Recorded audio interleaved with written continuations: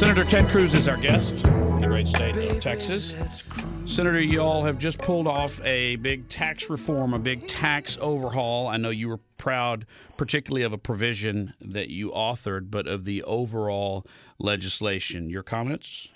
Well, the tax cut is a huge, huge victory, and I'm very glad Republicans were able to come together and we were able to get it done.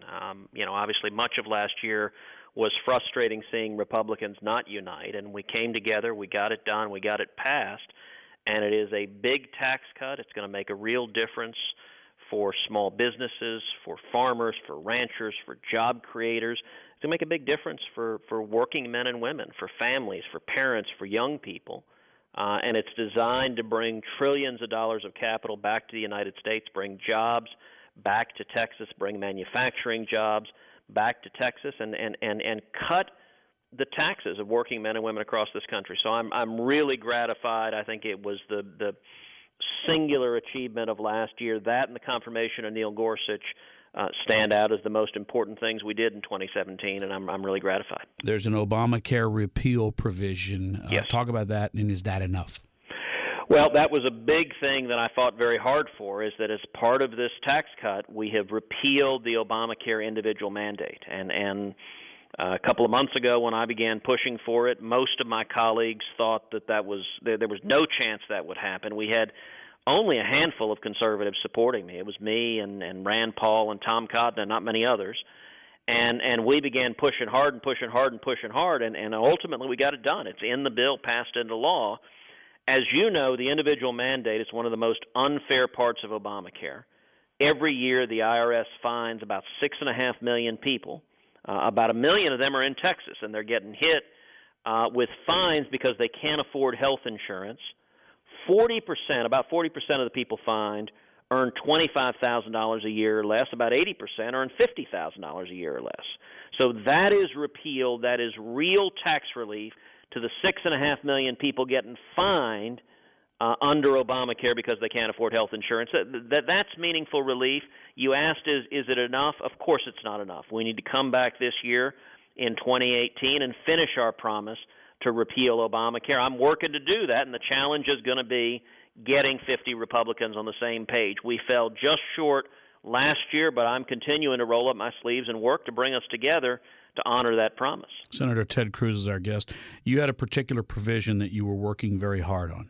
Yeah, which is, and it passed, and it's in the bill, and it's law now, which is an amendment that takes college 529 savings plans, very, very popular plans that parents and grandparents use to save for college expenses in a tax-advantaged way.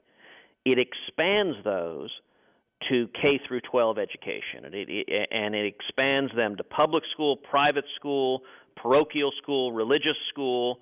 It enables parents and grandparents to spend up to $10,000 per year per child from their 529. It is the most significant federal school choice legislation that's ever passed, and it ended up passing past midnight, early in the morning. The Senate was divided 50-50, and the vice president came down to the floor of the Senate to cast the tie-breaking vote in support of it. It's in the bill right now, and it provides real relief, real benefits to 50 million school kids across this country and to their parents and grandparents, letting them save for better education for their kids. Obviously, tax reform, the tax overhaul is going to be a big bone of contention. The Democrats can't let that be a win next year, or that could bode poorly for them in November in the midterms. If you're on the stump trying to explain to people who may not have read the particular provisions, what do you say to people about that tax reform package? What part of that is the most important to people? Very simple. It is a major tax cut. Every tax bracket, the taxes are cut. The child tax credit is doubled. The standard deduction is doubled. For 90% of taxpayers, it means you're going to be able to fill out your taxes on a postcard. And for jobs, we've seen company after company after company all over the country giving people bonuses, giving people raises, announcing billions of investment in new factories. Texans want to see jobs. We want to see economic growth. We want to see wages going up. And the proof is in the pudding. And Michael, I'll say two things. One, it is sad that Washington Democrats have gotten so extreme, so radical, that not a single Democrat would vote to cut your taxes. Every single Democrat in the House, every single Democrat in the Senate voted against cutting your taxes. Tax cuts have always been something that have been bipartisan. Back when Reagan cut taxes in 81 and 86, you had Democrats in both houses vigorously supporting it. Today's Washington Democrats aren't listening to their constituents. Listen, there are a lot of Democrats in Texas, just ordinary folks, working men and women who are Democrats, who want to see taxes cut, who want to see more jobs, and yet all of their elected Democrats voted against that. Well, you had a great Twitter moment this past week. There was a bit of bipartisanship when your debating partner, Bernie Sanders, they asked, don't you think these middle-class tax cuts are a good thing? And he said, yes, but they should have made them permanent. And you said, all right, I'm all for it. Well, that's exactly right. Bernie was doing a Sunday show, and he was complaining that the problem with the tax cut is that the middle-class tax cuts were not permanent. Now, there is some irony in that, and the reason they weren't permanent is the Democrats threatened to filibuster, making them permanent, threatened to filibuster the tax cuts, and so we were having to use the procedural vehicle called reconciliation. But I had an easy response. Great, Bernie, I agree. You think the middle-class tax cuts should be permanent. I think the middle-class tax cuts should be permanent. I've drafted legislation, does one thing and one thing only. It makes the middle-class tax cuts permanent. So join me. Let's introduce it together. If Bernie and I are on the same page, we can pass this into law and make them permanent by the end of the month. You know, I got to say, Bernie has been very, very silent since I made that offer, but I've got the legislation, and I'm intending to go to Bernie directly and see if he'll actually put up or shut up, join me in making the middle-class tax cuts permanent. Well, the great frustration, because if people actually run, there's all sorts of online tools to assist people. If they'll just run their personal household through it, they'll see that they'll personally benefit. And I think that we could really see the economic engine, and we're seeing it in the stock market, kick up. Obviously, it took the entirety of the first year, and I know that there have been some contentious issues, and I know that you hoped Obamacare would be straight out repealed earlier.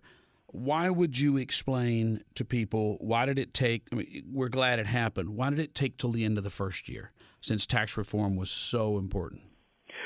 Well, in terms of the order that the administration and leadership in Congress took it up, they started with Obamacare, and I think a lot of folks thought it would be simpler than it was. I'd spent a lot of time trying to bring Republicans together, trying to get 50 Republicans on the same page, and unfortunately, on Obamacare, we'd been all over the map. We came very, very close, but two different times we fell 3 votes short. The first time, we lost the votes of Susan Collins, Lisa Murkowski, and John McCain. You remember it, a dramatic moment at 2 in the morning on the Senate floor back in August. And then the second time, on a different version of Obamacare repeal, we lost the votes of Susan Collins, John McCain, and Rand Paul. That was frustrating. That was maddening that we couldn't get our act together and get it done. I think there's still a lot of agreement on Obamacare, and so what I'm doing is I'm working especially with the folks who have been voting no, trying to say, all right, how can we find common ground? How can we come together? I think the key to doing it is lowering premiums. You do that through more competition, more choices, more options, more consumer freedom. And I'm going to continue at it. Now, I will confess, it's going to be harder in 2018 because instead of having 52 Republicans, we've only got 51 because the Alabama Senate race, we lost 1 Republican, so we're down to 51. But I think we still need to keep working at it and get it done. And I will say one thing that I think is really significant. We were talking a minute ago, Michael, about the tax cut. I think the Democrats have really oversold their position. You know, they're saying 2 things simultaneously which are completely inconsistent and incoherent. They're saying this is a massive, irresponsible tax cut. And then simultaneously they say, but your taxes are going up. Well, that doesn't make any sense. If it's a tax cut, why are my taxes going up? The answer is they're not. They're not telling you the truth. And the beauty of it is that's going to become apparent very, very, very quickly, which is, back in the Old Testament, if someone came forward and said they were a prophet, the people were told to test them, have them give a short-term prophecy, see if it comes true or not. Next month in February, let me challenge every one of your listeners, a very simple test. Look at your pay stub. In February is when the tax cuts will be reflected in pay stubs. Look at your pay stub and compare it to last February's pay stub. And I'll tell you, for virtually every single taxpayer listening to this show, your taxes will go down, and for many, if not most, substantially. And what the Democrats are saying isn't true, and it's going to become evident to voters across this country very, very soon in their paychecks in February. Well, the thing I like most about that is Milton Friedman, as you well know, one of his great frustrations later in his life is having the income tax taken out before the workers saw it. So they never saw it in their wages. So they didn't really appreciate the pain that was being inflicted upon them. And I think that if you can actually show people the numbers, as you said, this should be we should support our troops when we're at war, and we should all be trying to find ways to give taxpayers back more of their money. I mean, it's pretty simple. That's exactly right. One of the mainstream media network morning shows found three couples, and they actually, I think the reporters had believed all the Democratic talking points. So these three couples they assumed would have tax increases. They brought in a CPA to run their numbers, and these were all in scenarios where the Democrats had suggested their taxes would go up, and the reporters concluded, CPA concluded, wow, you guys are all getting tax cuts, every one of you. It was a remarkable thing that actually made it through the mainstream media gatekeepers. We continue our conversation with Senator Ted Cruz. Senator, we were talking during the break, and we'll play that after we finish now. By the time we let you go, we'll play that segment. But you were talking about you trying to pull together 50 voters, almost as if you were in a whip role or a leadership role. 2 years ago, nobody would have accused you of being an insider pulling together a 50 or 51st vote. But now there are repeated references, not just by you, but by onlookers, that you've been someone, whether the administration appointed you to do it or whether you took on the role, that was taking a leadership role to try to get some of these pieces of legislation passed while we have a majority. What changed? Well, I think that's right, Michael. And what changed is that we now have Republican majorities in both houses of Congress, a Republican president, Republican heads of every agency. We have an opportunity to deliver on what we've been promised. And I think this is really an historic opportunity. If we blow this, this would be one of the biggest missed opportunities in history. And look, the reason I ran for Senate, I actually believe this stuff. I believe in free market principles. I believe in cutting taxes and cutting regulations and small businesses and the Constitution and protecting our rights. That's why I ran to represent 28 million Texans. And holy cow, we have the chance to deliver. What kind of fools would we be if we didn't step up and seize that opportunity? And I'll say also, I think that I'm in a fairly unusual, if not unique, position in the Senate right now, of having real credibility with conservatives, but at the same time being able to speak to moderates, to leadership, to the president, to the administration, and to try to bring everyone to the same page. Say, look, where do we have common ground? Where can we come together? How can we honor the promises we made to the voters? And that is my focus every waking moment, every day, is let's deliver on the promises we made to the men and women who elected us. You and the president have a good relationship? We have. We do. We have a surprisingly good relationship. And I've joked that's one of the things a year and a half ago, I suspect there are very few people in the country that thought that would be the case. But I speak with the president often. I think there's been very few people, if anybody, in the Senate fighting harder to help deliver on the promises the president made, and the promises every Republican made running. And I intend to continue playing that role, and also playing a role. My office is talking with the White House every day, sometimes every hour. And the role that I'm trying to play is encouraging the president, encouraging the administration to go in a positive direction, and discouraging them from going in a negative direction. So I'll give you an example of that. The Paris climate deal. I think the Paris climate deal was a bad mistake on Obama's part. It hurt this country. It hurt workers. It hurt steel workers. It hurt manufacturers. It hurt the energy sector. I spend a lot of time urging President Trump to pull out of the Paris climate deal. He was getting lobbied like crazy on the other side by members of the administration, by big CEOs, even by members of his own family. I spent 45 minutes on Air Force One making the case to him directly. This is bad, Mr. President, for the economy, for workers, for the country. The president did a bold, courageous thing when he pulled out of the Paris climate deal. He did that on a Thursday. The next day was a Friday. He called me that Friday morning. He said, well, Ted, what do you think? I did it. And my response, Michael, I said, Mr. President, let me quote Heidi, my wife, what she said this morning. She picked up the Wall Street Journal, and it quoted from your speech announcing this, where you said I was elected by the people of Pittsburgh and not the people of Paris. Mm. And Heidi said, that is absolutely right. I said, Mr. President, everyone who hates you is ticked off right now, and everyone who loves you is thrilled. You're talking about Pittsburgh, Texas, right? Either one, Pittsburgh, Texas, or Pittsburgh, Pennsylvania. In both cases, people want jobs, and I think that's where our focus needs to be. Well, Ramon wants to know. And by the way, I do love the people of Paris, Texas, so we're certainly not just disrespecting those good Parisians. Ramon wants to know what kind of snacks they serve on Air Force One. Is it nice? Well, the coolest thing that they have is they do have M&Ms. They have M&Ms with the presidential seal and the president's signature. So those are pretty cool.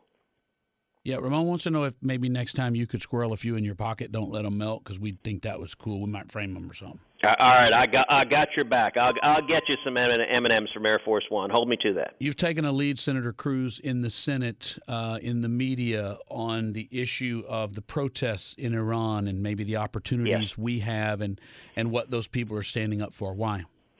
Well, this is actually a tremendously important time, not only for Iran, but for America and for the whole world. There are thousands of people right now that are standing up in the streets of Iran protesting against their government. Their government is tyrannical, it's oppressive, it's a bunch of religious zealots and extremists who, you know what the penalty is for being a homosexual in Iran? They throw you off a building or they murder you under rocks. The penalty for almost every offense is death. We're seeing right now women, you want to see an incredible display of courage? Women standing in public squares, pulling off their hijabs, pulling off their face masks, and holding it up to expose their faces to the world. They are risking literally torture and death because they have the courage to say, I want to be free. The Ayatollah Khamenei and the mullahs should not be oppressing us. That is an incredible moment of courage, but it's also a moment, the Ayatollah Khamenei, when he leads chants of death to America and death to Israel, I believe him. He wants to murder as many Americans as possible. And I'll commend the president and the administration for speaking out in support of these protests. I've called on the president and the administration to do everything they can to support these protests, because there are very few things that would be more beneficial to U.S. national security than seeing the Ayatollah Khamenei tumble from power and seeing a free and democratic Iran where the people of Iran want to be our friends. It's just the theocratic zealots who are oppressing them that are our mortal enemies. I got about a minute and 10 seconds.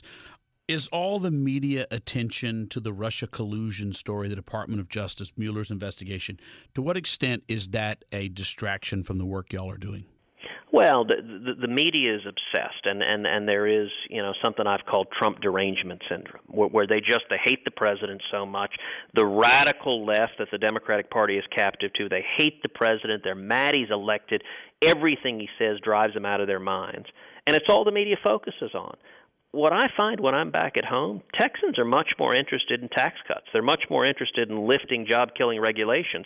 They're much more interested in Kate's Law, which I introduced, I authored. We should pass it that says that aggravated felons who are illegal aliens who enter this country over and over again, they should face a mandatory minimum prison sentence, so they shouldn't be out on the street murdering people like the beautiful young woman Kate Steinle. That's where the voters are. And the media is just consumed with hatred for the president. Senator Ted Cruz, as always, thanks for being our guest. Thank you, my friend. God bless.